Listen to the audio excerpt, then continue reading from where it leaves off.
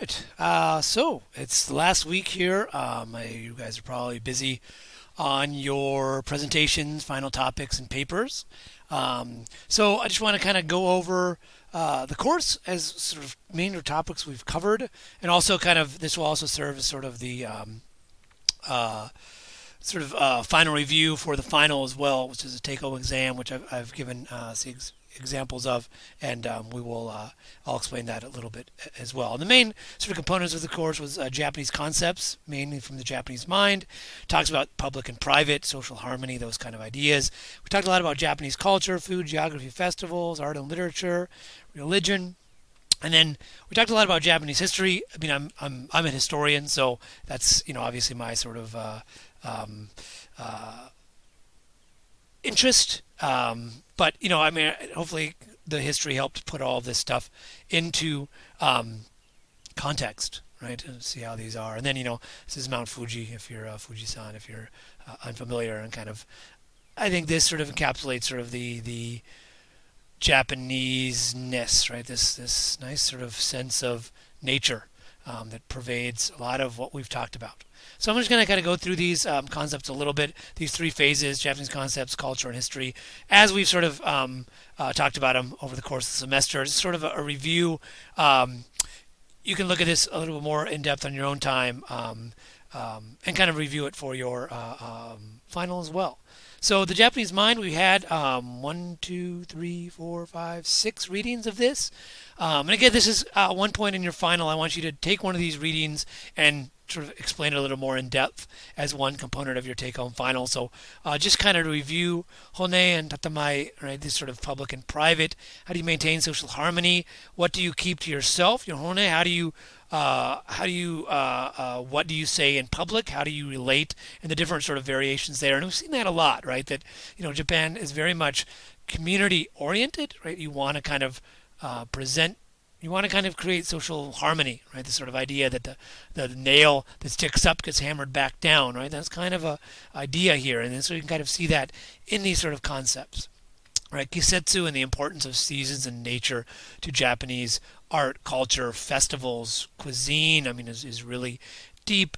So that chapter really talks about that. That's the example I gave in the final as well, right? If you wanted to talk about Kisetsu and then talk about a specific festival, say Sakura, the Cherry Blossom Festival, or the New Year's Festival, something like that. Connecting these sort of concepts together. I might, right? This sort of ambiguity, right? A is sort of community dynamic, right? You don't want to disrupt things, right? You want everything, communication, to be somewhat ambiguous. You don't want to take a stand. You want to hear what everybody has to say so that you can kind of work and maintain this sort of dynamic. Wabi Sabi, again, sort of elegance, this austere aesthetic in art, right? This sort of picture of this Wabi Sabi, this lone bird, but with the beauty of blossoming flowers, as I believe nighttime as well. Sort of what is that? We've seen that come up a lot. I mean, I think now when we go through the review of the course, you'll kind of see that as well. Senpai Kohai, right? The seniority rules in Japan relations.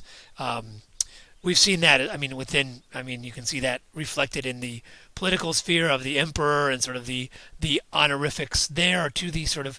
We've watched that video about even in the workplace or even in the home, right? They have this sort of dynamic. And then Uchisoto, this sort of dual meaning of Japanese relations, reinforces social relations here. I thought this was a nice structure, right? Oneself, family members, how this kind of goes out, which relates a lot to these other concepts we sort of talked about, right? So I think this book really, if it's a Japanese culture book or course, I mean, I think these sort of readings sort of help express sort of key components of that. And then the culture itself, we really looked at a lot of, we looked at a lot of stuff. I'm going to kind of go through this a little bit quicker, right? But, from the cuisine, right? That, each dish has its own plate, this sort of wabi sabi sort of simplicity, right? And but refinement, right? Everything has its place here. It looks, presentation is important as what you eat, and everything's seasonal. What's in season? What kind of food is there? Will very much dictate, right? Rice is a major component, right? Nutrition, they try to have 15 different ingredients.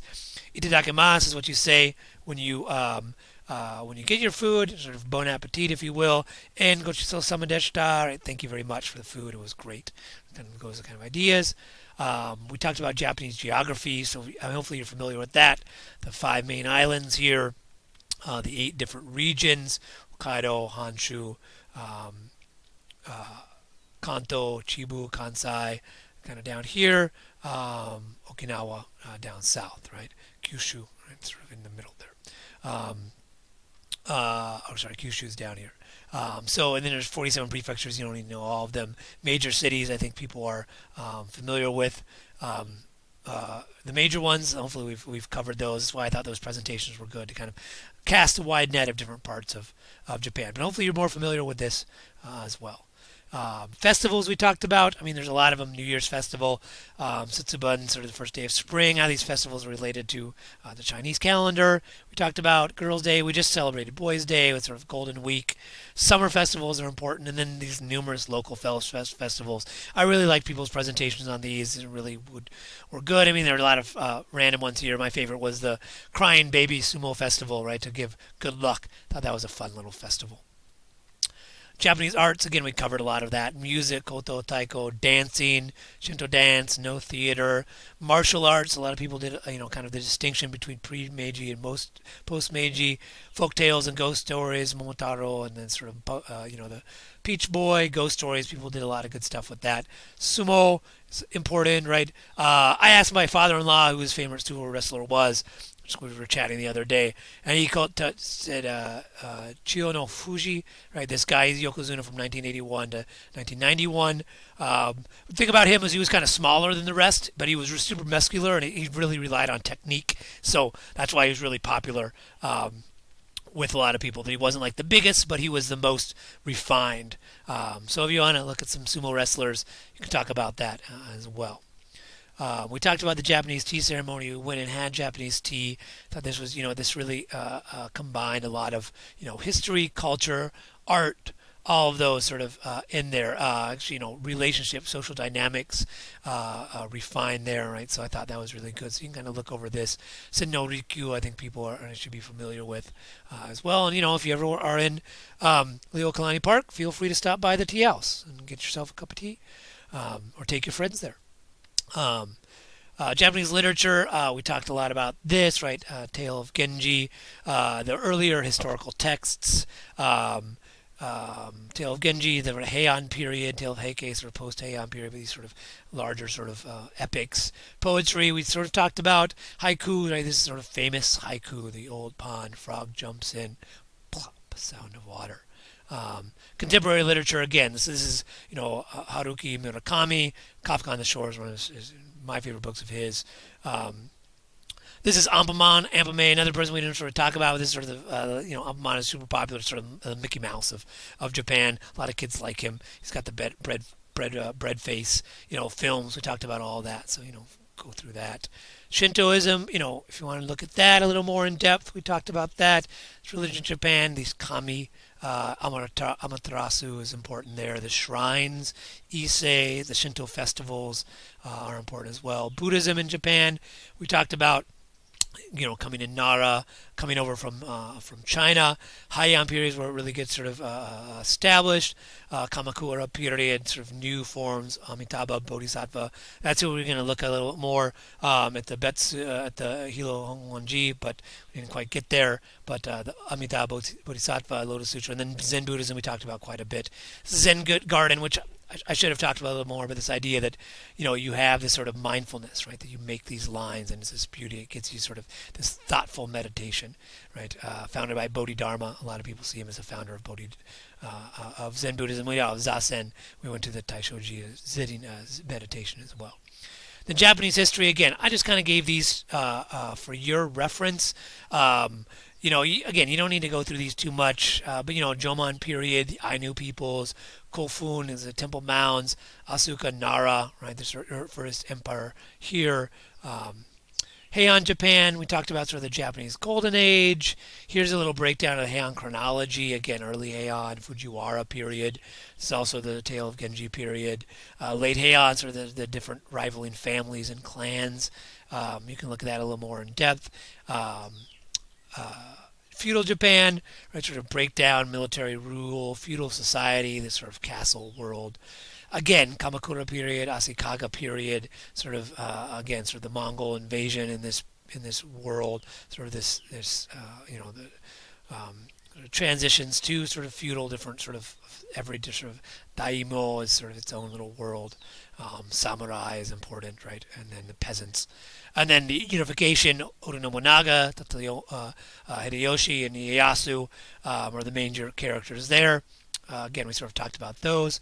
Ieyasu in the Edo period, Tokugawa shogunate there, and then Meiji Restoration. Here's the Meiji guy there. Sort of modernization, militarization, westernization, change from this Sokoku, the isolated empire to connected Japanese. This is diaspora, right?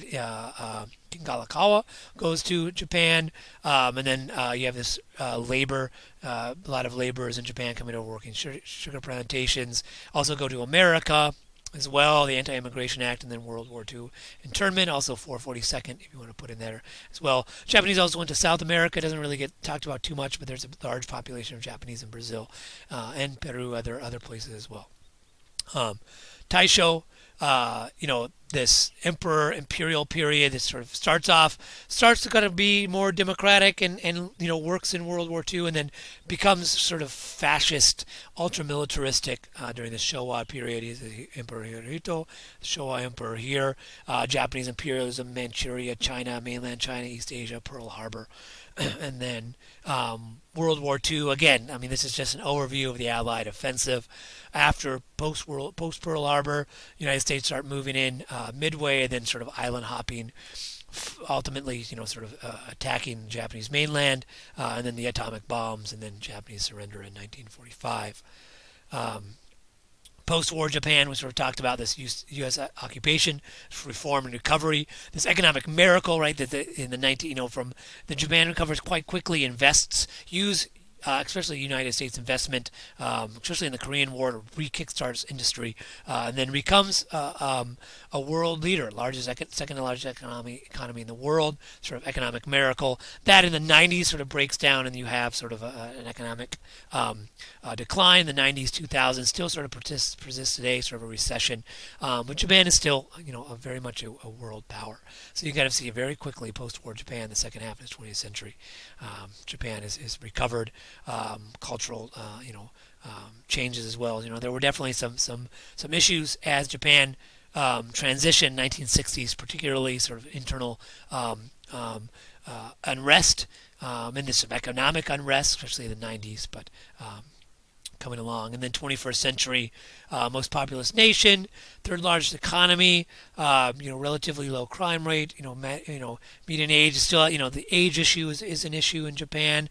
I think this picture is nice, sort of the dichotomy of the traditional and modernity, right, which is, we've seen as sort of a theme throughout this course. How to balance tradition and modernity, how to preserve traditions. We saw a lot of the videos, a lot of people that we looked at, like that was, one of the issues. How do we preserve Japanese traditional crafts, arts, literature in the modern world? And you have people like Murakami, both the artist and the author, who are trying to bring that about, right? Anime as well, bringing a lot of historical characters into this manga world or anime world, integrating these things into pop culture. They're definitely politically stable, right? The Defense League, Japan doesn't have like an international, military. It works with the United States, but there's some issues with the United States' role in Japan, contemporary politics. Then internationally, Japan still has some issues from World War II with Korea. There's still some ongoing issues with China as well. But there's kind of, 21st century Japan, it is an interesting world, and I definitely, hopefully after this course, if you go there, hopefully you all get to go there, and when you do, right, you'll sort of, some of these things can become a little more tangible. You can go hikes in nature, or go to parks, or go to historical sites, or have food, or meet people, and just sort of discuss, have a little bit more insight into Japanese culture as well. And again, not to emphasize this, I can't emphasize enough, everyone in Japan is super nice, and they're really accommodating, and they want to know why you're there, and so please, if you can make it, please do go, and hopefully this class gave you a little more insights into Japanese culture.